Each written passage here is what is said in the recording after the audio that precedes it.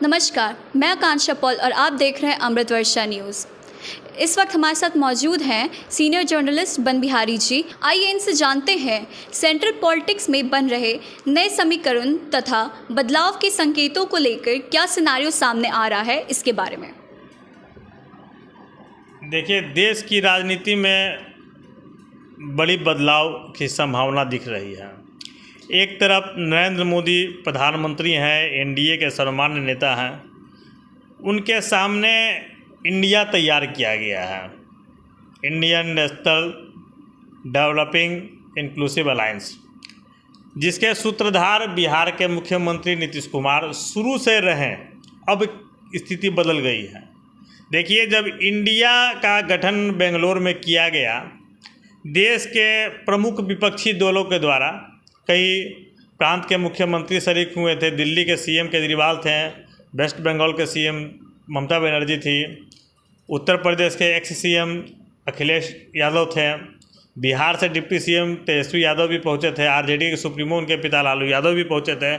तो वो जो तैयार वहाँ इंडिया का जो गठन किया गया, उस समय एक बड़ी बात थी कि राहुल गांधी जो कांग्रेस के पूर्व राष्ट्रीय अध्यक्ष हैं, सबसे बड़े नेता हैं, उनकी सांसदी जा चुकी थी।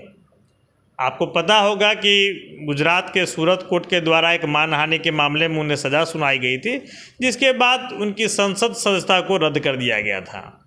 लेकिन अब बिल्कुल उलट, राहुल गांधी फिर से सांसद के रूप में बहाल हो गए हैं। मतलब 2024 के महाभारत में वे अब इंडिया को लीड करेंगे, निश्चित तौर पे करेंगे। इसके पहले एक संभावना बन रही थी कि हो सकता है कि 2024 के लोकसभा चुनाव में नरेंद्र मोदी के सामने कांग्रेस से इतर जाकर किसी नए चेहरे को विपक्ष के द्वारा खड़ा किया जाएगा। बिहार में एक संकेत भी राजनीतिक गलियारों में चल रहा था कि नीतीश कुमार पीएम पद के संभावित चेहरे हो सकते हैं, इंडिया के नेता हो सकते हैं। इंडिया मतलब जो नया गठबंधन बनाया गया है संयुक्त विपक्ष के द्वारा। अब राहुल गांधी वापस आ गए हैं, तो निश्चित तौर पर राहुल गांधी के रहते भर में इंडिया का नेतृत्व कोई अन्य नेता करे, यह संभव नहीं है। क्योंकि एक उम्मीद थी कि राहुल गांधी को सजा हो चुका है, राहुल गांधी संभवतः 2024 के संसदीय चुनाव में भाग नहीं ले सके, तो ऐसी स्थिति में किसी और की गोटी लाल हो सकती थी।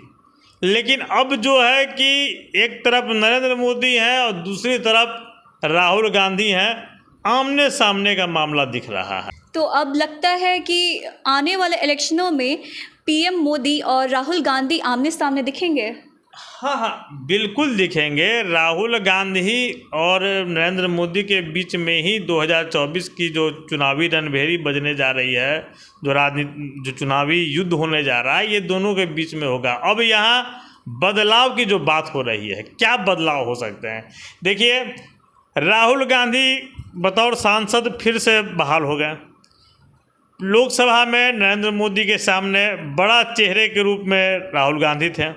मणिपुर मसले को लेकर उन्होंने जिस प्रकार से केंद्र सरकार और ख़ास तौर पर पीएम नरेंद्र मोदी पर निशाना साधा, और जिस प्रकार से केंद्रीय मंत्री स्मृति ईरानी ने उन पर निशाना साधा, मतलब ये साफ देश में तस्वीर स्पष्ट हो गई कि 2024 का चुनाव भी नरेंद्र मोदी बनाम राहुल गांधी, मतलब नमो वर्सेस रागा ही होगा।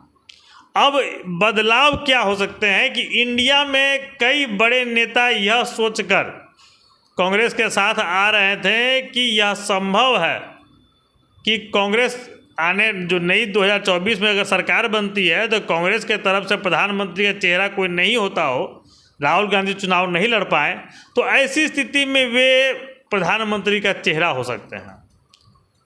इशारा साफ है। बिहार के सीएम नीतीश कुमार, खैर वे सूत्रधार भी थे, विपक्षी दलों को एक फ्रंट में लाने के लिए उन्होंने मेहनत की। कई राज्य गए, कई राज्यों के सीएम से मिले, कई लोगों को उन्होंने मनाया, कई लोगों को उन्होंने तैयार किया। उनके चलते लालू यादव भी सक्रिय रहे।